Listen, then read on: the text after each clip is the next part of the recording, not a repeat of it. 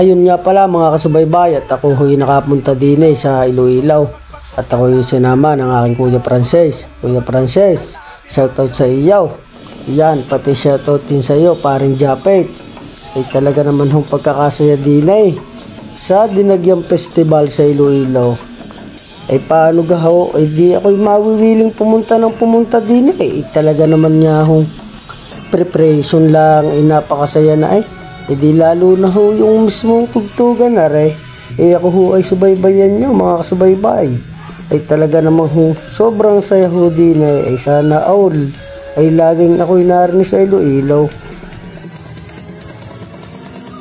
Ay shoutout nga po pala ho sa mga taga Iloilo. Ay salamat po at ako'y nakarating sa inyong patimpalak na Dinagyang Festival po. Ay talaga naman yang pagkakasaya din ano pa gahong inihintay ninyo? Aba, ay pasyal na ho kayo din sa Iloilo. Ay talaga naman hong hindi ho kayo lugay pag kayo pumunta rin ay talaga namang napakasaya ho. At lalo na ho mga pasyalan din nakaw.